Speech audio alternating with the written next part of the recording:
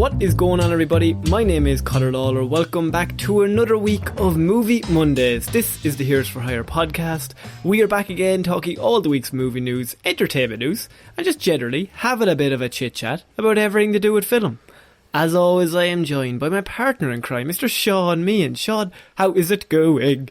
It's going well, Connor. I'm quite full, I will say. I was out for lunch earlier. Had a big burger, okay? And what did I do? Big Egypt that I am. Mac and cheese on the side. I'm so full. I've never been as full in my life. But I'm. If this is your first episode, it was nice to see you. Thanks for tuning in. Yeah, we like to weed about early on the show here. Yeah, imagine we just start the first 5 minutes talking about your mac and cheese. And they were like, now, for the real fans, let's tell social security numbers. Anyway. Well, look, it was good mac and cheese, I'm not going to lie. Where did it rank? In my I can't say that sentence, sorry. My mac and cheese rankings. Yeah. I would say slightly below, there's this place in Camden called Bird that has really good mac and cheese. They also specialise in fried chicken. So it's somewhere slightly below there, but not bad considering it's like on my doorstep, you know, guys. It's convenience, the price of convenience. So Connor's social security number is... You know what? Even the fans have tuned out. Everyone has tuned out. Well, then it's just for you, buddy. So, Shaun, this is Movie Mondays, and it's been a pretty big week in the movie world. It has. Not just in your belly, I can only assume. It has been a big week, though. It has been a big week. You've had a few big lunches. Are you mad for a big lunch, little dinner? Oh, you know what? Actually, I think I'd prefer a big lunch, little dinner in most situations. I like being able to do things lunch in the evening. You're a little lunch boy. No, I'm a little lunch, big dinner man. Oh, we could never eat together. We'll never bond. So I'll be wanting to leave. You're sitting down for the second course. It'll never work, Shaun. I'm filling up on bread. So, Shaun, this is, as I said, it's a big week for comic book movie news, and we had one massive trailer that dropped, and we are recording this on Sunday. So you have said to me there are some rumours that I'm not very happy about because this show is going to drop tomorrow. Please tell us. So apparently I think it's called Cinecon or something in Vegas, but it's a big meeting for a load of Sony like shareholders and investors are there, where they're talking about upcoming Sony projects. Now, one of the most major things that they have on the cards would be a certain Spider-Man No Way Home.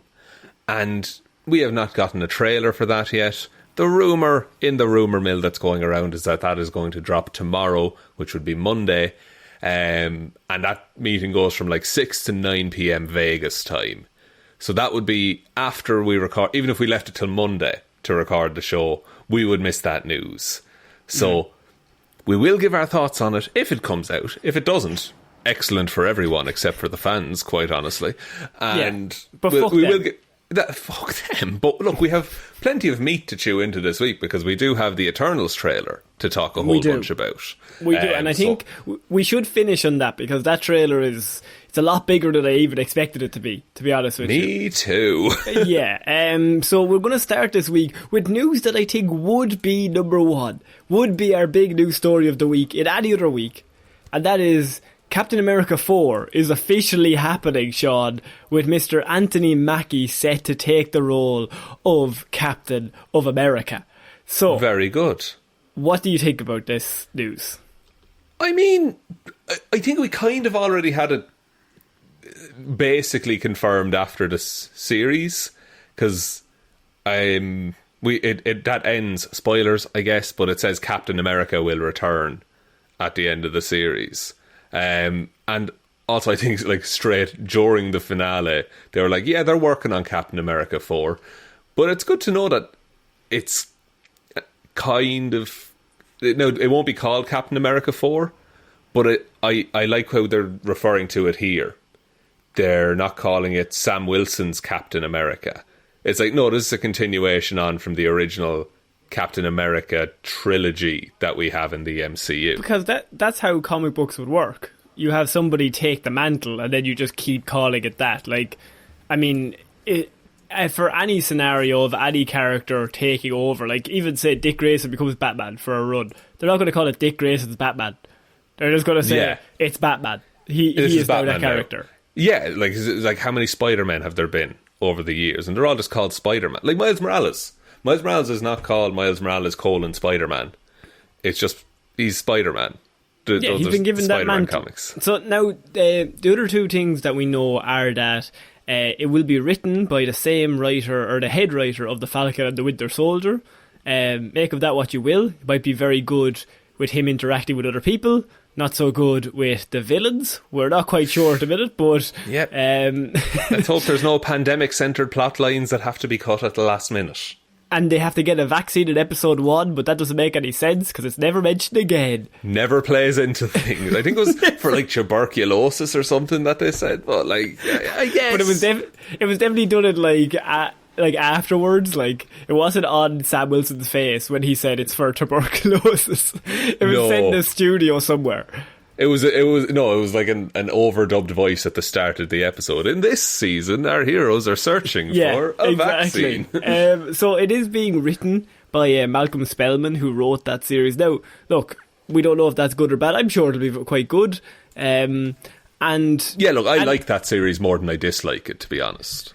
It has some very good points, and it does live off two things. One is Anthony Mackie, and the other one is Sebastian Stan, who, my next question, Shaun, is, does Mr. Stan appear in this film? Maybe, because he seemed quite... he was quite a part of, like, Sam's life at the end. So maybe that they are just, like, they're friends again. Because I feel like Bucky really had an arc in the series. Like, I think they tried to give him an arc. Sorry. 3 episodes. Hang on. So it might not have been a satisfying arc, but they made the character end up in a place at the end of that movie where because here's the thing. But look at it. Like, because now at the minute, Bucky Barnes in the MCU seems to be fine. Yeah, he seems to have no issues at the minute. Like. And I don't know if that's going to work for that character. I want him haunted. He can still be haunted. But he can be just like, I guess he'll just be more sarcastic now. Yeah, I suppose. But did the old man forgive him? Is the main question. Is that the main question? That's the main question. Like, if he forgave him, then maybe he's like, all right, that's grand. I'm done now. I'm going to live life on the edge. I'm very happy. I could see Bucky maybe just being in Wakanda, and that's just where he spends most of his time. Maybe he goes back to farming. He can't start every movie in Wakanda. Yeah, he can. He just keeps going back, and they have to keep getting him and bringing him back. They have to keep dragging him back into things. Because this is the thing about the MCU, is like, what hero work is there to do day to day? A lot of the stuff we see is big bads and big villains. There's very little just like monitoring the streets that goes on. Do you think the role of Bucky though will be very big, or do you think with Anthony Mackie coming in, it's his first big film in this role? Do you think they want to lower that Sebastian Stan part and maybe emphasise him a lot more? I do think like Bucky will probably be a lesser player, more focusing on Sam. You know, maybe learning the ropes, maybe learning some of the downsides of being Captain America. He probably knows a lot of them already, but maybe learning that, no, this is just part of the job, it's what I have to do. I would love to see more of the Isaiah Bradley and the Patriot stuff. Yes, that's really interesting. That would be really, really interesting to dive into. Maybe like showing, like Isaiah's grandson, like showing him the ropes of like heroism and stuff. Or Torres. Because you have Torres, who was left with the Falcon wings. Maybe they're like an air-based dynamic duo kind of thing. You could, and you have like Captain America giving Torres tips. Like, Torres still can't go again. He's like, I know I'm Captain America now, but you're doing that wrong. You could actually get more. You could be better if you did this or this. Just some tips, kind of. But then you could even just have one scene where Sebastian Stan turns up and Anthony Mackie's like, I know a guy who can get this chip or MacGuffin that we need to get to the next bit. We need to get up those steps real quick. Who do we know? Oh no! I need to fix my boat again. Where is he? Oh, he keeps breaking that boat. Look, I'm I'll watch it. That's the thing. It'll still be a solid Captain America movie, I'm sure. I think it's going to be good. I think it could be interesting because it mixes it up. You don't have to do a Steve Rogers story anymore. Like you have That's true. You basically have a brand new character that you can do really interesting stories with, and perhaps really boring stories with, but hopefully they go the interesting route. Yes, and like he's much more of a free agent this time. Like you won't have to have the whole Winter Soldier thing where he goes rogue. Like so he's just operating as he sees fit at the minute. Yeah, exactly. Okay, so we're going to have to move on to our other pretty big news, but it's on the DC side, and that is on HBO Max. It has been announced that they are going to be doing, not only will they be working on a Batgirl film that is already in the works, but there's going to be a Black Canary film starring Journey Smollett, and so she's coming back from Birds of Prey, and she's going to be playing the titular character in this movie. Very exciting stuff, because I don't think that character, I think it got like just a taste of what you could do, and then but that movie it's an ensemble, so you can't show everybody. So she's going to get her own film. That's cool, and like it's good to see that they're not just giving up on that universe of characters that, as you say, they like dip their toe into and never really committed on. Is it just HBO Max? It says that it's going to be a spin-off movie for HBO Max currently. Right, it's not going to be a dual release. As of right now, it's down as just a HBO Max release, which is very similar to what Batgirl is. Okay, that's an interesting way of going about it, because either maybe they feel like there's not the money at the minute in releasing it in a cinema, or maybe they're really trying to push HBO Max towards, you know, fans of Batman, basically, because there's a lot of stuff in the DCEU, that are, you know, tied to Batman and Batman-based projects. Yeah, but well, I mean, he's the cash cow, so you work around him and just throw it on. And the best part is, he's got lots of interesting characters that you can work around. And very true. Although I would say Black Canary is probably more of a Green Arrow character, just in terms of in that world. But I think you could do this movie and then do another Birds of Prey. But I think it was always going to go to HBO Max if Batgirl wasn't getting a cinematic release, which I think it should. The fact that it's not is kind of like, well, if they're not going to release Batgirl, they're not going to release Black Canary. Yeah, like it just seems like they're not willing to take the chance. It's kind of I don't like. Just I'm glad it. the film. Yeah, I'm glad they're getting made. But if it's being made, just put the distribution behind it. And if it's a good movie, it will make the money back. I think you go off the basis that I understand there's lots of money involved, but at the same time, Warner Brothers, it has a bit of money. I don't want to say it too loudly, but I think they have at least $10. So I would say that if you're going to do a film, put it out cinema-wise, okay? Because, I mean, what's the worst that could happen? Okay, you did Birds of Prey, and they didn't like the reception to that. But you have also done Suicide Squad, that you put like $600 million into. And then you've also done Batman vs Superman, that did not do very well. And you've also done the Justice League, that they definitely did not do very well. And they cost a lot more money. So what if you made Black Canary for, say, $70 million? And fuck it. I mean, if it makes $150 million, we're doing quite well. Okay, that's cool. We're quids in, lads. It doesn't have to break $1 billion. And even better, what happens if people go, you know what, I kind of like Black Canary. That movie was pretty good. Oh wait, now we have another character that people like, and we can make more money off of. It's you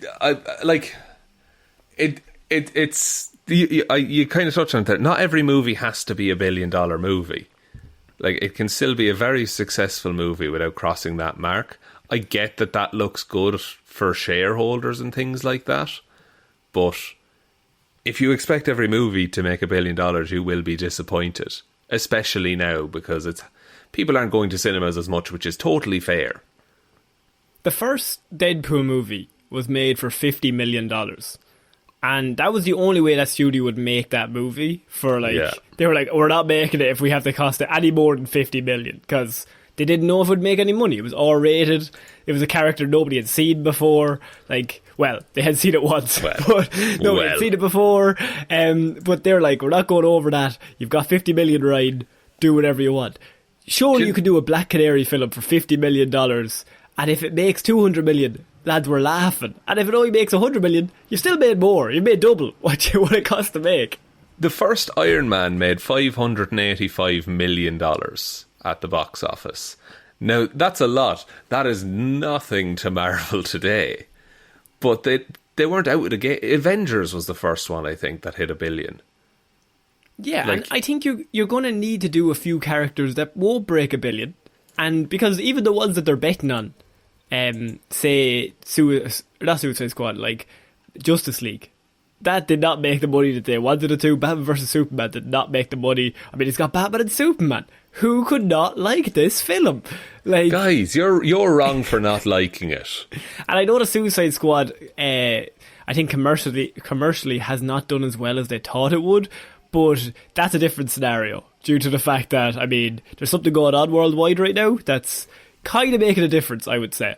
Yeah, and people can watch it at home as well. Yeah, exactly. And so I think releasing these movies, and it always seems, not to get too into it, it does seem to be the female characters that all seem to be going to HBO Max. Now, is it a coincidence, or is it definitely not a coincidence that all of the good female characters, nobody will want to see them in the cinema?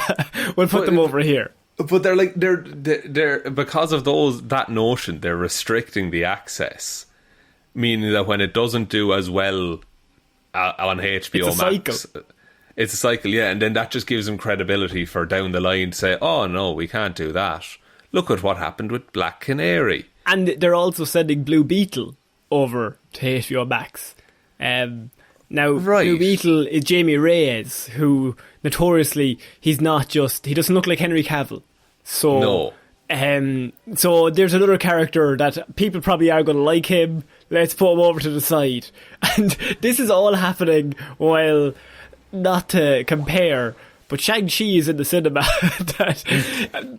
Disney or DC would definitely put Shang-Chi on the HBO Max. Like in a heartbeat. Yeah. Because, it's not a generic white man lead. But Shang-Chi is only cinema as well. Yeah. Now they've had their own legal troubles, but I think Kevin Feige's put everything in the fucking cinema. We don't want to get any more people joining Scarlet. I feel like Shang-Chi is this is a different discussion of what this story is, but there are some films that it's important for them to be in the cinema, because then it's this big release for movies with leads that might not be traditionally lead roles in movies in Hollywood, say. So your Shang-Chi's, like your Blue Beetles. And I think just stories like this, I mean, this could just be a simple story. They're sending Black Canary, the film is going to HBO Max, and I think that's fantastic that it's getting made. But I do look at these stories kind of rolling my eyes, just why won't you just take the chance? Fuck it. I mean, you've got $3 trillion. It doesn't matter. The worst thing that's going to happen is it bombs, but you've already expected it to bomb, so you haven't put it in the cinema in the first place. So that's the thing. It's probably public knowledge, but Warner Brothers' revenue, their revenue for 2020 was $30.4 billion. Now. And look, that's their revenue. They have overheads and things that they have to pay for offices, staff, all this kind of stuff. Their operating income was $8.19 billion. Yeah, but what about the 20 million that they're going to lose? You got to count those pennies. That would round it down to 7.99 billion. No, sorry. It would be 8.17 billion. That's not enough. I need more. I need more. So, yeah, the HBO Max will be getting very exciting news. Black Canary. I'm delighted actually for Jodie Smollett as well, that she gets to replay this character, because Birds of Prey kind of came, and then now they're saying they're probably not going to do another one. So I'm sure she's delighted, and I'm delighted to see where they go with this, because that's a character that you could make a lot of money with, and it's a character that's really interesting and really cool. So fucking do a really good movie, and then you're going to get lots more fans. It's going to be cool stuff. Listen up, Warner dickheads. Imagine if like people like Batgirl, Blue Beetle and Black Canary more than they like whatever is in the actual cinema. Oh, that would be like more than The Trench or whatever. Like, can't wait for that Trench. It's been stopped. They cancelled it, but I can't wait for it. I'm making my own. Yeah, in your backyard. Channing Tatum's helping out. I've got a shovel. Just dug out. It's a World War I film now. Yeah. So we're moving on to our next piece of news, Shaun, and this is a headline that would normally appear in weird news, right? And it's movie news, but it's also so dumb that I had to read it twice, because we've heard of actors. Jared Leto, famously, he's doing a role. He's going to get immersed in the role. You become one with the role. A method of acting, if you will. A method of acting. Now, you've always said to me, method acting, I don't understand it. If you're good at acting, just act. Yes. Yeah, now, you've always said that. Yeah. And I think you said to me once, if you're acting as a butcher and you go train as a butcher for 6 months, you're no longer acting, you're just a butcher. You're just a butcher. I feel I robbed that quote. I think that's from John Richardson, but I'm also... I stand by the sentiment. Fair enough. So we've had some serious method actors before, but I don't think any of them will currently top the news story this week that is very small, but caught my eye, and that is Owen Wilson and Vince Vaughn plan to crash real weddings to inspire wedding crashers too. Oh no. This is awful news. Why would they do this? Does that mean they're going to go sleep with some bridesmaids? But that's not charming, is it? Like, I thought surely they're married and like they're like in their 50s. Just leave it, Vince. But they did it. Okay, so here's the thing: they've already done Wedding Crashers. Yeah. So you think they'd be trained up, but they need to method act for the second one. But I think this is going to be a rude fucking awakening then, because I don't think people are as conveniently written in real life as they are on screen. So when they crash a wedding and get decked, it's going to be their own fault. But then they also have the star power. Owen Wilson coming off Loki. People like Owen. Vince Vaughn still about. Vince is around. He's doing things, I'm sure. He was in that horror movie recently. Yeah, something like that. But I don't know. Like, why do you need to do that? It sounds like marketing. It sounds like really shitty. I just literally threw this story in to annoy you, because I know thought it'd be so annoyed. Because there's a couple of ways to do that kind of thing. Like Will Ferrell, when he's doing Ron Burgundy, he's in character the entire time. Like he's walking around, he's going chatting to people and being that, and I find that grating. And then you have the likes of, it's a bad example, but I also, the way Bill Murray does things just by being Bill Murray, I don't agree with that. I'm not a fan of that kind of stuff. Okay. But I just think, because you don't need to crash weddings to learn how to act in the sequel to Wedding Crashers. But what if they're out with practice? You're going to need a bit of training. No. Then it's not a skill. No, it's not something you have to learn. It is. You got to be charming. You got to be slick. Like, you can fuck up a wedding so many ways with no training. I think you need a bit of training. You turn up. You use your charms. Yeah, I'm only going off the plot of the first one. You charm a few lovely ladies. Have a few romantic relationships, and then perhaps fall in love with one of them accidentally, and then that leads to bad things because women fall in love. 2005, mate. I'm R-rated. Fuck off. What if this leads to a drastically different movie? Like, because they have herpes. No, not even that. Like, they go to they crash real weddings, right? And they ruin people's days. They have a terrible time. Everyone has a terrible time. And then the two boys learn the error of their ways. And the sequel to Wedding Crashers is them going and mending all the fences that they broke over the years. I think that would be heartwarming. I'd watch that film. I'd watch that over anything fucking else in that Wedding Crashers universe. So, I'm still mad that that's getting a sequel. It's getting a sequel and they're method acting their way to it. I think that's very exciting news that I have to keep up to date with. I'm going to just... See, Owen Wilson is... Everyone likes him now from Loki. So That's true. I think this is Vince's doing. Although I think that's just because I like Owen. That I'm like, I'm going to trust him. I'll blame Vince. Yeah, I'll blame Vince for this. And he's stringing poor Owen along. He's a bad influence, is what he is. He is. When those two are together. So we're moving on to our next piece of news, Shaun, and this is a rumour. And it's a pretty big one. And it's about a certain thing called... sorry, I just have to read it here. Marvel. And so Marvel, they are secretly developing, apparently, what's going to happen in Phase 5, Shaun. Already. Now, we don't know what's going to happen in Phase 5. Kevin Feige is probably the only human on the planet that does. But the rumour is that they are hopefully looking towards developing a Secret Wars movie for Phase 5. Now, Shaun... Fuck yes. Secret Wars. Fuck yes. What can we talk about this for? Jesus Christ. Okay. So, first of all, I'm going to have to flip these headphones. You're in the wrong ear for me. So give me just a sec. There we go. Much better. Now, Secret Wars. Okay. So, there's a couple of versions of Secret Wars, right? But at its core, it was a marketing strategy to sell toys. So, yeah, as is all comic books. As is all comic books. And so you had this situation where all of the biggest heroes and villains from Marvel were all pulled into another world and had to fight each other.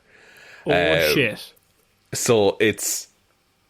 There's a character called the Beyonder, and he just pulls people from the Marvel universe, puts them all on a place called Battle World, and just says, whoever's left gets a wish. And this is where Miles Morales comes in as Spider-Man as well. That's in the second Secret Wars that happened in 2015. There's an original one from the 70s or something like that. But yeah, I think they'll more probably do the Miles Morales Secret Wars. Now, the thing about that is that it's Doctor Doom is in charge of that. Basically, in that situation, there's these things called incursions, which is different universes collapsing against each other. Okay. And so it just happens, all the universes die. There's nothing left. Doctor Doom uses the powers of a guy called Molecule Man and basically remakes one world. It's Battle World. Doom is its leader. He's married to Sue Storm. He's loving life. He's loving life. He's erased all memory of Reed Richards ever existing.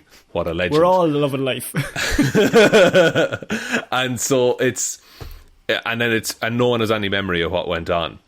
But from the Ultimate Universe, which is where Miles Morales is originally from, there's an arc of survivors. There's also an arc of survivors from the Earth 616 universe. So they remember everything that happened. And so they go in and take Doom out, and then they rebuild the multiverse. So how we know this is because recently Jim Shooter, who's the former Marvel Comics editor-in-chief, was appearing at a MegaCon panel in Florida when he revealed that he was recently asked by Marvel to write a novel based on the Secret Wars storyline that he wrote in 1984, Shaun. That's the one, the original one. When it came to signing a contract, Shooter turned down the offer when he realised that the contract was actually for something much more complex than a simple novel that they wanted. He was then contacted by the Senior Vice President of Operations, David Bogart, who offered him a work-for-hire contract for a $10,000 paycheck. Now, having been in the industry for decades, Shooter believed that what all this amounted to was Disney covering legalities to ease a Secret Wars project into the MCU, through getting him to write a story now, and then in his contract it might say, just maybe one line, we can use this in future films. and we don't have to pay you anymore, basically. Wow. And he asked Bogart the question. This is what he said. He said, I asked Bogart the question, this means you're making a movie, right? And then when Bogart responded, I'm not allowed to tell you that, Shooter said he simply replied, I think you just did.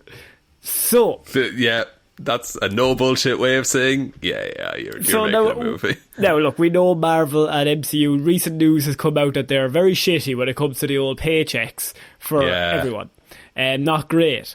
But this is one of those times where Jim Shooter, who would probably be, he's former Marvel Comics editor-in-chief, so he's pretty high up. So I don't think you could bullshit him. So he gets asked to write a story. He's like, this contract's a bit fucking weird. I'm going to have to go talk to them. And they're like, well, we'll just sign the contract and we'll, it's not that big a deal. That's really underhanded to not tell someone what the contract is for. Like, the contract was technically for to write a story. Technically. Yeah, but that, like, what they're essentially saying is take Secret Wars, because if it's a novel, say it's like not even a graphic novel, just a regular novel, they're saying take the story of Secret Wars and express it on paper through text and then summarize the whole thing. Like, that's what that is. And then to adapt that into a script is much easier than to adapt the entire comic. And also, if you get the guy who wrote the comic to summarize it, and only pay him $10,000, because otherwise they'd have to pay him like $10 million. Yeah, just like yeah, I'll take 1% of the gross, thank you. So I mean, this is where this all came from. This is him talking now. I don't know why he would ever lie about this. I don't know. It doesn't seem like something that he would just make up, because it seems like a very specific story that he has said has specifically happened with him having this very specific conversation with Mr. Bogart. So we are safe to assume that they have at least tried to have Secret Wars as the big plot of Phase 5, or for a film in Phase 5. Now, I think this could be like where they're going as an endpoint for the MCU. Because, maybe not an endpoint, but it would be a certain point in time that is like Avengers Endgame. Because, where are they going for this phase, Shaun? They're going to multiple universes, are they not? So, this is true. You're going to create absolute havoc in this phase, where you have everybody coming in from every different universe. Loki, not spoilers, but it fucked the timeline completely. The timeline's fucked. Everything's fucked. We've still not had Quantumania as well, which is towards the end of Phase 4. Exactly. So what's the one way they could bring them all back together and reset the timeline in a story that's already been done to reset the timeline? That is a very, very, very good point, Connor. Yeah, when you think about it like that, it is a nice reset point for the MCU, where you can say all the stuff already happened, but now here's a bunch of characters that we've never had before that we can use. And Tom Holland's contract is run out at that stage, so you might need somebody else coming in. If only there was multiple Spider-Men across multiple verses that we could access. There was an exact storyline we could adapt to bring his character in. And if, say, God, but like the Fantastic Four end up saving the multiverse at the end of things, Connor. If only there was a Fantastic Four movie in the works for this phase. Yeah, and also aren't the X-Men very involved in Secret Wars? Yeah, they're hugely. Yeah, hugely involved. So I mean, you'd have to bring them in as well from a different timeline. Different timeline, like or I don't like maybe just casually explain it through Eternals and how they manipulate things, and oh my god, it's a whole. And also there's all the Marvel series is happening. That's another thing. And hang on, when's Secret Invasion happening? That's this phase, right? Yes, it is this phase, but I cannot for the life of me tell you when in this phase. Totally fair. I'm just saying, like, if people are saying, like, oh, they're acting a bit different in the show than they are to how they acted in the movies, well, maybe it's a Skrull version, and then Skrull one. I mean, what the fuck? What the actual fuck? It makes, the more you think about it, the more you're like, obviously, that's exactly what they're going to do, because it just makes sense. Because, yeah, and there's those, like... There's key Marvel events that happen in the comics that they're definitely always going to hit in the movies at some point. Some of them they got out of the way nice and early. Like Iron Man's alcoholism was solved in about 15 minutes. But then you have things like Civil War. That's as big as Civil War. It's a big comic book thing. But like, Civil War was a thing they built up to, and then the Infinity War comics and the Infinity Saga, that whole thing, that was the thing they built up to. So you're right, they do need something new to build towards. It's very similar, like DC are doing Flashpoint Paradox, and it would be similar to them doing Infinite Earths, really, in a comic book. Oh, that's plan. the next movie after Flashpoint, I can only assume they're actually going to do it halfway through the Flash. It's going to switch. Yeah. It's going to be the end credits is like, Infinite Crisis happened. And then they're going to do a Matter of Family as just the after credit scene. They're going to have that at the end just so you catch up. But and then they have a whole new cast. It's great. But yeah, look, I think I just read this, and it wasn't until like I read his actual quote that I was like, the cheeky bastards, first of all, that they tried to pull this on him. Secondly, fucking clever. It's like one of those like fucking bastards, but also exactly what to. And also, I think he's been in the game long enough that he's not going to get fooled by that. He's like, this is bollocks. He was also like editor of Marvel when Marvel were really shitty towards their writers and artists. Oh yeah, he knows exactly what to do. He wrote the book on that. Like he read the contract 5 times because like, this is what I would do if I was in your position. Just like gives a sly nod to Kevin Feige. Like, you clever fucker, you nearly had me. You nearly got me. Shaun, are you excited for Secret Wars as our big Phase 5 thing to bring everything together? Yeah, I really am, Connor. Yeah. I don't know how much more to say, but I would really like that to happen. But the thing is, like, this phase is going to go until maybe 2024, 25. So we could be looking at, like, if another 5 years for the end of the phase movie, we could be pushing 2030 by the time we see that. Jesus Christ. Okay. Yeah. So no episodes until 64? Then. It'll be 64. Yeah. Will you still podcast when I'm 64? That's what the Beatles said. They were ahead of their time, as always. Imagine. We're moving on. I am Shaun. the walrus. Just stop. Submarine? James Cameron just perked up somewhere. He's like, what? Oh? So, Shaun, we're moving on to our next piece of news, and big news. There is a reboot that's been planned, and the first draft of the script has been finished. Now, Dwayne Johnson is involved, Shaun. He is producing it. The script has been finished. What reboot are we talking about? The Scorpion King. The reboot. It's been greenlit, Shaun. First draft is written. Because I suppose just put Dwayne Johnson in a movie and it makes money, but they're rebooting The Scorpion King, the spin-off from The Mummy 2. Interesting you said that, because that was my exact thought process, that Brendan Fraser is pretty big these days. So their thought process is... He's a Scorsese movie.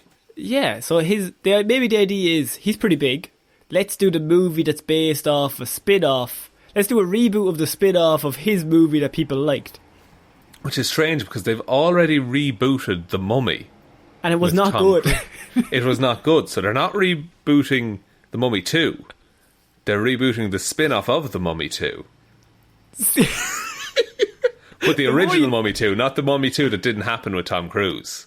No, the Mummy 2 from 2001? When did that come out? Like 2001 or so? The Rock was in this film in 2002. So this movie came out. It's a pretty big deal. I think it was Rock's first movie. Could be, yeah. Yeah, and so I think that was like his big shot to fame. So I think he's got like a connection to it emotionally. He's very connected to this is what I got my big break from, because he was just a wrestler. But like he was a multi-millionaire wrestler, but he was a wrestler. But and then they said, you could be good at acting, and he went, you could be a very good actor. He said, I am now. That's what I do. Like, here's the thing. I'm not that mad about this one. Because interesting, because I know you love The Mummy. I love The Mummy. And I love The Rock. And I'm middling on reboots at best. Yeah. But I think just tell... It's just going to be a better version, surely. I mean, because what lets it down is the age, because it looks like shit. Yeah, it does. But no, he looks like shit at the end of The Mummy too. In The Mummy too, yeah. But the Scorpion King's pretty good, just in terms of a 2002 romp worth The Rock. It's grand. It's grand, but like now it'll be widescreen and dark. Do you get The Rock? I think you have to get The Rock, don't you? Or who's the new Rock? Who's the Vin Diesel? Oh, they won't like that. They won't. Vin like Diesel that is at all. not the new Rock. You can't say John Cena because he's like 4 years younger than him. That doesn't count. What if we got Roman Reigns? Actually, you know what? If anyone doesn't know, Roman Reigns is The Rock's cousin and is currently in wrestling. And he looks like Jason Momoa's brother, probably. Yeah. I would say, and he's more handsome than The Rock. He looks like a movie star more so than The Rock. He looks like a movie star crossed with a model. Imagine crossed with an angel. Imagine WWE and their press release. They've already lost The Rock to movies when he was in his prime, and they're like, "Not his more beautiful cousin, not again." Not his more castable cousin. And he casts him, and he has the same thing where he has to leave. It's like, talk to us later, boys. I'm going big. I think that'd be cool. I think he'd do a good... I think he could be quite kingly, is the thing. Do you know what? The minute you said that, I thought, I can't see anyone else in that role. I think that'd be really cool. Wouldn't it be unreal if Roman Reigns was the new Scorpion King? Just for the joke of it, even. Just Google Roman Reigns. If you don't know what he looks like, just Google him and just imagine him in the Scorpion King. And you'd be like, yeah, that works. I can see that. That fits, actually. Shaun, yeah. You've done one piece of good fan casting ever. I mean, and it could be his first role. No, he was in Hobbs and Shaw. Ah, shit. Yeah. Well, fuck. Call the whole thing up, so. Yeah, scrap the whole thing. Roman, you're going back in the ring. Yeah, Roman, get back in the ring. WrestleMania's next week, lad. Fucking train. Vinny, what are you doing? Nothing. Brilliant. Fast and Furious 10, are you? Fair fucks to you, boy. So, yeah, they are going to be doing a Scorpion King reboot, Shaun. It is being done through The Rock's production company as well. So, that is 7 Books Productions, because he's very fond of telling people he only has 7 books in his pocket when he got hired by the WWE. That's his big story. It's a good story. And I think it would be very funny if they just base it off of Tom Cruise's The Mummy. I just never mentioned it, but it was connected to that universe, yeah. That would be great. Like, they never ask for permission. They never tell anyone that they're doing it. But, like, under the surface, it's just like, no, it's the same. It's the same universe. Tom Cruise gets mad and like challenges The Rock to a fight, and he's like faces up to him like, "Hey, what you be doing that?" And then he climbs down from his little step stool and squares up. The Rock just squares up to him. He's like, "What are you going to do about it?" Really, Tom? Really? And then Roman is on the other side of him. He's cast, and he's 6'6" as well. He's cast in this. It's a real Rock family get together. I think bring them all in. Bring the whole Rock family in as this movie. I think it could work. Although, I see The Rock could get someone, because it's The Rock's production company, so he just needs to ask anyone, and they would just definitely go along with it. Yeah, and I think The Rock has everyone's number in his phone. Oh, 100%. Yeah. There's nobody The Rock is like, "Can I have your number?" And they're like, "No. Don't leave me alone." No, I'd rather you didn't have that. So, Shaun, we're moving on to our next piece of news, and this is actually a small piece for Black Panther, Wakanda Forever. Now, of course, we all know what's going on behind the scenes with that, and that they're kind of working on that on the side, but there is news this week that Marvel made several announcements, if you remember back last December, that they would be developing some serious Disney Plus series around certain characters, and one of the characters was Riri Williams, Shaun, aka Ironheart. Yes, as a young teen scientist who builds her own Iron Man style armour. Yeah, and so Kevin Feige was talking to comicbook.com this week, and he was doing the press tour for Shang-Chi, and he had revealed that during Black Panther Wakanda Forever, we will be introduced to Riri Williams in that film as her first outing as Ironheart. Big announcement. Ironheart will be in Black Panther Wakanda Forever, and you could have like a weird Shuri Ironheart like genius connection as the two of them solve all the problems. Well, like you could, because like I really hope that they don't try and do like any kind of a rivalry. I hope they like each other immediately. Oh yeah, become best friends. Become best friends, because like finally someone else on my level. Like the same level of Mark Ruffalo and Robert Downey Jr. in the first Avengers. They're like, yes. Oh, smart person. Friend. Yeah, that immediately. I wonder how big of a intro she's going to get. Like, is it just like she shows up in the after credits scene, or does she go to Wakanda? I suppose Wakanda's open to the whole world now. Like they're public.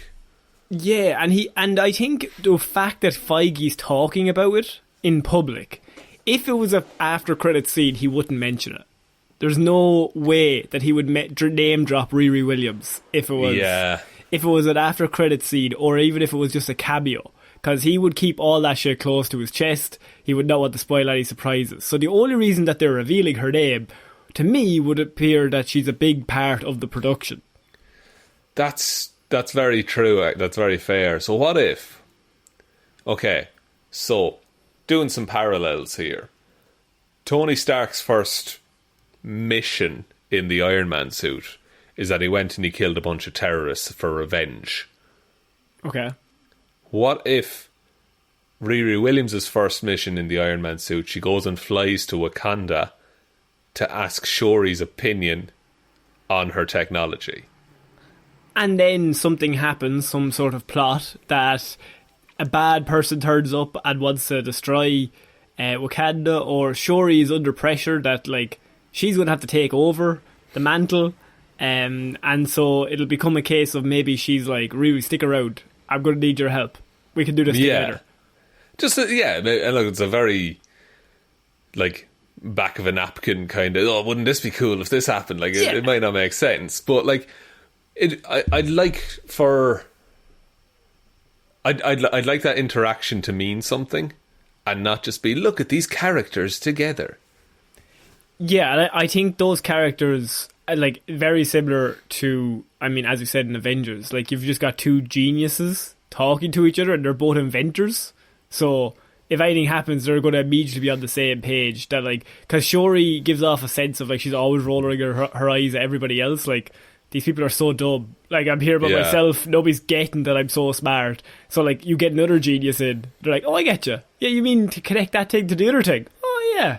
That makes sense. Makes sense. Yeah. Thanks for that. Hey, Bucky, can't believe you're still hanging around Wakanda. And people just keep trying to chase him to start more plots. Like, hey, come back. Come back, please. White Wolf. The Flag Smashers. No. They're back. In Pog form. Look, I think that would be a cool appearance, and also it'll get people to watch the Disney Plus show as well, which it doesn't go astray. Yeah, I just think introduce a character in a film, and then get their own TV series seems to be a much better idea than TV series to film. DC. So, we're moving on. We're moving on just to a small piece of news that a few weeks ago we covered a film that had cast a whole bunch of people that were all real good shot. And sometimes if I see a news story that breaks and I think, that's a fucking ridiculous cast. For example, Knives Out this time has a ridiculous cast. Yes. Dune, ridiculous cast. A Dune, Connor. Yes. But sometimes I see just cast announcements and I'm just like, we know nothing about this project. I will say this. It's a Wes Anderson film. And it's not announced what the title is. It's not announced what it's about. No, we know nothing. What we do know is who has been cast in the film to play any sort of roles. So, right. So last week we had the news that Miss Margot Robbie and Tom Hanks were brought in. Good cast already. Good cast. Then they decided to bring in Scarlett Johansson. And good. so then this week, they've decided to bring in Hope Davis, Liev Schreiber, Jeffrey Wright, and Bryan Cranston. So the cast so far, Shaun, we don't know anything about the plot or what the name of the film, but it's Wes Anderson directing, Bryan Cranston, Jeffrey Wright, Liev Schreiber, Tom Hanks, Margot Robbie, Scarlett Johansson. Okay. Pretty good. Oh, also, sorry, I do apologise. I missed a line. Also, Adrian Brody, Bill Murray, Jason Schwartzman and Tilda Swinton. Oh, my goodness. Okay, and it's a Wes Anderson flick, so it'll be whimsical and heartwarming, I'm sure. Whimsical and heartwarming, I can only assume. The sorry, I was thinking of a different person. Who's the cannibal in Hollywood at the minute? Armie Hammer, excuse me. Who's the cannibal in Hollywood? There's an answer. There is an answer. That's the problem, Shaun. That is the problem. So for some reason, I got Liev Schreiber and Adrian Brody merged in my head, and for some reason that made Armie Hammer. I think Liev Schreiber hasn't eaten any humans. No, well, he did a saber tooth canonically, but that's besides the point. Not in real life. Adrian Brody, he's very good on the piano. He hates fucking predators. Fucking great on the piano, boy. Hates predators. No, that sounds like a really good. It sounds like a really good cast. I have nothing else I can say, but it's not a news story, but it's just literally I want people to be aware that this film is being made that has Adrian Brody, Bill Murray, Jason Schwartzman, Tilda Swinton, Margot Robbie, Tom Hanks, Scarlett Johansson, Bryan Cranston, Jeffrey Wright and Liev Schreiber. So I mean, I don't know what I'm very interested in keeping up to date with plot details because if it's anyway good, it has to be surely like Oscar bait. But like you could tell me that was the cast for Knives Out 3, and I believe you as well. I think they're like trying to challenge you. I think Hollywood now has a thing where you have to get the best cast. Yeah, you have to outcast every other movie. They're doing an Ocean's 11 battle. That's what they're doing. That's it. That's all we need. Wes Anderson is doing a battle flick. So, Shaun, we're finishing off this week with the big news. And it wasn't just that film, because a little trailer dropped during the week, and that was for a movie known as The Eternals. Now, Shaun, the trailer dropped, and I was watching it, and I had one big question. Just glaring question that was running through my mind. Do you know, I genuinely didn't expect this. What? Well done. No, my big question was... finish your thought. My big question was, doesn't Richard Madden look well? He does, actually. But then I had a second question that came to mind. And I thought, doesn't Gemma Chan look well? But then suddenly, a third question popped up, Shaun. And the rule of comedy would say that this is the funny one. But then I thought Angelina looks well. Angelina, yeah. Angelina looks well. And there's Kumail, fair fucks. But Kumail, Shaun, but okay. Oh, damn it. but Shaun, what really caught my eye was, and this is a very old school, if you have been only tuning in the last few months, you have not heard the many questions that I have asked Shaun about this, and that is, Shaun, what are the Eternals?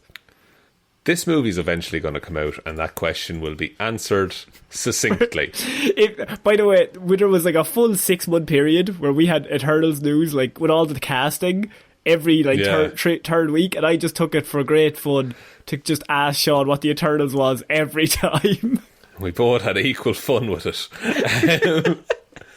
So look, in Marvel Comics, there's these beings called the Celestials. They're basically leftovers from a previous universe. Functionally, they're gods. They did experiments on early man and created 2 genetic offshoots, one being the Eternals, which are superpowered and heroic and great, the others being the Deviants, who are little fucking monster boys and no one likes them. Now, and here's so the interesting thing. You told me Thanos was a Deviant. Yes. But then in this trailer, I find out apparently he's not in this universe. Now, that's fine. It's just different from the comic books that Thanos was a deviant. I think because there's one line in this trailer that writes them out of all wrongdoing, because Kit Harington straight up asks, why didn't you do anything when Thanos snapped away half the world? A very good question, Kit. Very fair question, Kit. You're playing a blinder. But they said, line, we were told not to interfere unless it was a deviant. So I guess Thanos just isn't a deviant in the MCU, but in the comics he fucking is. Because I got the moment where I was like, actually, you'll find that Thanos was a deviant. I was talking to myself watching the trailer. Oh, yeah. But then I realised, I'm sad. But Shaun, the new trailer has dropped, and I must say, there's been pretty big response, because here's the thing, our Turtles, not a big property. And I don't mean that in a negative way, I just mean in terms of people knowing about it. I'm sure people love it, the people that read it, but as a property, it's not going to be as eye-catching as Captain America, as Iron Man, as Thor. But, so they have to work extra hard for these trailers to kind of get people in. Now, they do have the Marvel banner, they have the MCU, they have that whole machine behind them, fair fucks to them. But this trailer is so good because I didn't really care about this movie, to be honest with you. Shock. Not that I didn't care, but I was just kind of like, it's probably going to come out, it's probably going to be good. It's fine. I'm not that excited, I should say. Maybe not care. I wasn't excited about it. Seeing this trailer, Shaun, I am intrigued. It has raised my excitement levels quite a bit because this looks pretty good. This looks unreal. First of all, the cast in this movie is amazing. But also, there is a moment in this trailer where I said out loud on my own, oh fuck. Because we stare down the barrel of a fucking Celestial. And it looks amazing. Yeah, and so that is the bit when he's like, who told you? That's Kit Harington. Yeah. Kit Harington talking to Gemma Chan's character, and it's just kind of like, she's like, we were told not to interfere unless it was a deviant, and he's like outside the shop, and he's just like, who told you that? If you're gods, then who's above you? Yeah, and then we see it's a dude called Arishem the Judge. He is the leader of, when the Eternals do these experiments on planets, they go off and they leave them to their own devices for a while, and then they come back and check, and then they'll have a survey, they'll go off, and then they'll leave them to their own devices, let them evolve, and then they come back and check. And so they do this generally about 4 times. On the 4th time they'll pick one side, either the humans or the deviants, and they'll decide, okay, you get this world, whichever one has done better, basically. Okay, that's so interesting. Arishem is the lad who judges that. He also decides which planets to destroy and just get rid of. Nice guy. Pretty big deal, yeah. Yeah, and so watching this trailer, you see a lot of things. Like you even just that reveal is pretty good. I think the bit that got me was near the end, and it's only a small bit. It's when Richard Madden is getting attacked by the deviant, and he's like holding its mouth open, and then he's on the ground. He just uses his laser eyes. And just in that one moment, like, that's just an action scene that you would see a lot of the time, but it's just that one moment that I was just like, oh shit, this looks fucking good. Like, and it was just like, just a brief, like, it just came over me that I was like, I think I said, oh shit, out loud, like yourself, that I was like, oh damn, and just involuntary, that I was just like, this looks interesting. I want to see what that fight scene's about. I want to see everything to do with this. Yeah, they feel from the trailer, they do feel like fleshed out character, like they feel like characters who have existed for ages and are comfortable with their power. Like the way Richard Madden uses those eye blasts in the short bit we've seen, it's as natural as blinking to him. And I mean, he's Superman. He's pretty much Superman in this movie, and that's the way when he's fighting the deviant and he's overpowered, like he's held against the ground by his skull, and it's like, okay, these guys are a threat. Yeah, and I think the main thing that stood out to me was the lack of CGI. Now, there is, of course, lots of CGI, as there is in every Marvel movie, but we have found out that, that they used a lot of real-life sets, and they actually went to these places to basically give the film a more realistic approach, because we've all seen that clip even from Black Widow where they like CGI'd the bit when they're sitting down in the restaurant, like that's all green screen as well.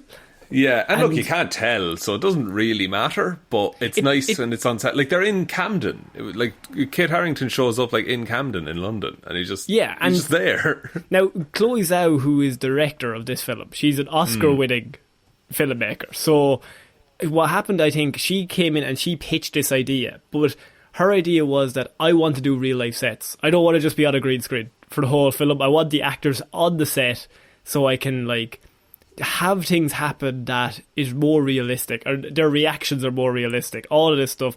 And I think even in the trailer, I think this is very, like, I don't know, I think it's very, I don't think I come across quite well, it's a very posh thing to say, but like, I think it comes across better. And but then again, like, I watch all the MCU movies like, this is class, so I don't know. Yeah, no, but like, it is nice when, like, you know, you can see the sand gathering up around someone's boots, and like it adds little bits to the realism, especially like with Loki episode 5. That's like that, or is it episode 4 when the planet is blowing up? Like, that's really bad.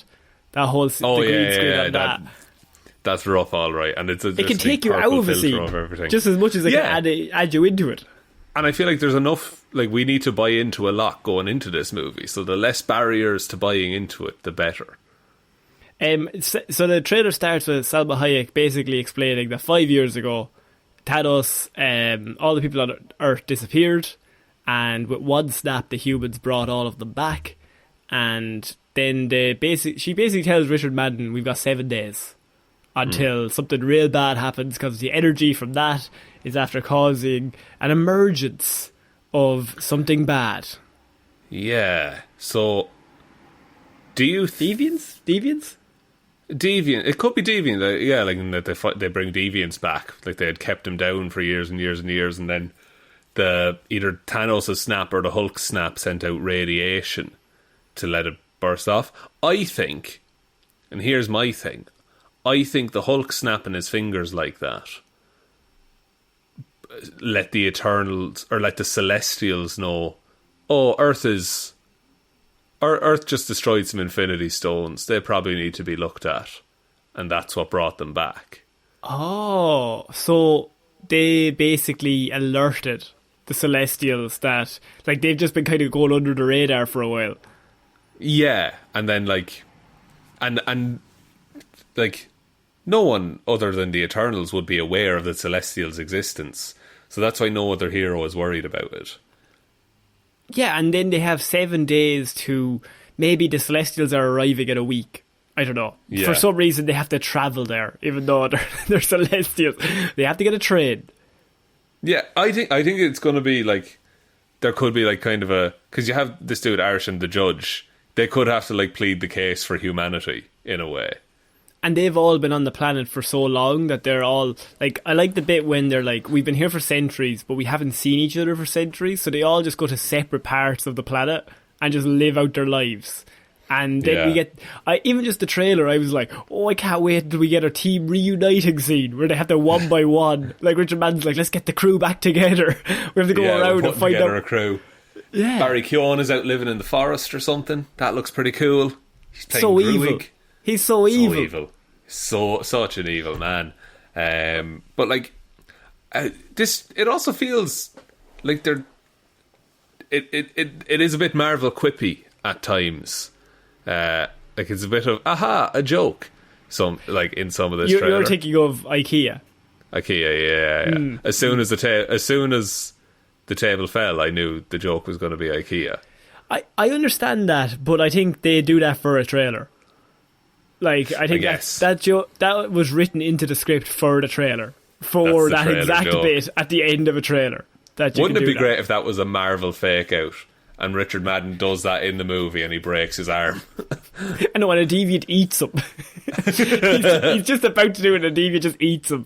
I think it looks... The scale of this is outrageous. Just ridiculous. Even looking at it, it's big and it's weird. And I don't mean that in a negative way. I think it looks big and weird, and I think that can work. Because they can do grounded films, like Black Widow was their last film, which I think is the most by the numbers spy fighty movie that they're going to do, and then follow it up with this, which is the complete opposite end of the scale. It's Jack Kirby's fever dream. Like, it's ridiculous. Yeah, it's so Kirby that it's actually outrageous. Yeah, like, and I do think it's going to be... It's going to make the Eternals a lot more accessible than what they are in the comic. Because you asking me that question started out as a joke, because I tried to explain the Eternals once, and it was nonsense. It was absolute nonsense. It was, yes. So this is going to do, like, what the MCU did for Super Soldier Serums and the Hulk and Captain Marvel. Like, just simplify it down until, like, all you need to know, and then you can make the characters interesting. And we know that Chloe's out. She did the pitch to Kevin Feige directly. Yeah. She came to them, and they were never going to do this film. But she came and she pitched it, and she had such an impressive pitch that they were like, greenlit the movie right there. She knows what she's doing. And this is before she won the Oscar. And then she won the Oscar, and they were like, and then she won the Oscar. And I like the bit when they put that right smack bang in the middle of the trailer. This is coming from Oscar winner Chloe Zhao. You're just like, oh shit. They don't normally do that. They normally, like... They might do a little bit of like, oh, it's from James Gunn or it's from Taika Waititi. But they might do it at the end. But I like the bit that right in smack bang in the middle, black screen, Oscar winner director is doing this film. Yeah, now it doesn't... This movie doesn't look like a Marvel film either. Do you get what I mean? Yeah, and... Like... I mean, it has the CGI and all that. But actually, you know what stood out to me was the CGI looks really good. We always say that the movie's not out yet. The trailer you can't judge the CGI from because they haven't finished it yet. Looks fairly fucking finished to me. It looks pretty spectacular. Yeah, like you have like big spaceships and you have these like constructs that Angelina Jolie is making, and it all looks really, really good. Like, and the reason I say it looks different, like, and I think it is because of things like the real sets and things like they use, but also because it's a director with a proper vision for this is coming in and making it. So you have these shots that you wouldn't see in your Ant-Man 3s or your Iron Man 2s or whatever, you know. Yeah, and I think that's what happens when you get somebody who is that confident in their abilities, and they, as you said, they have a vision. So they come in, and they're also given the leeway that they're like, okay, we'll give you whatever you want. Go mad. And because it's a batshit idea, let's see what you can do. And then you give someone that talented this amazing cast, like the cast is ludicrous as well, and so then you have a situation where you have a very good director, a very good cast, and unlimited money. So wow, imagine what you could do. Imagine what you could do. So I think this movie could do really well, but also it probably won't like make $2 billion. But you could have a situation where like you create a whole brand new group of fans. People are like, I love the Eternals. The Eternals and Guardians of the Galaxy are my two favourite teams. Yeah, they're my things now. Yeah, no, it could be the next big thing, because like it's not like Marvel have never took characters that people have never heard of and made them like household names and massive successes. Look at Guardians. We got to see Pompeii exploding as well, which was fun. Yeah, that's definitely Pompeii, right? Isn't it? Pompeii or like Iceland. I don't know. A lot of volcanoes in the world. In 2007. It's the one that they're doing. It upset all the flight paths. It's just Kate Harrington like, fuck, I was going to fly. Oh, damn. I have to take my horse. So, Shaun, I think that's it for this week's Movie Mondays. What a week of Movie Mondays. Will I take us out, Connor? Yes, please. Thank you everyone for listening to this episode of Movie Mondays. We will be back Wednesday with Weird News Wednesday, Friday with Hero or Zero, next Monday with another episode of Movie Mondays. Big thanks to everyone who supports us over on Patreon. It's patreon.com/Heroes for Hire podcast. Link to that in the description if you're interested. Big shout out to Please Get Vaccinated, Ciara Lawler, David Clarke, Ed Ball, Joe King Shark. I'm actually just gonna read it flat. King Shark, do. King Shark, do. King Shark, do, King Shark, Bernie. I don't think that was flat. I think you still had a little bit of a tune there. I needed some rhythm. in it, otherwise I would pass out.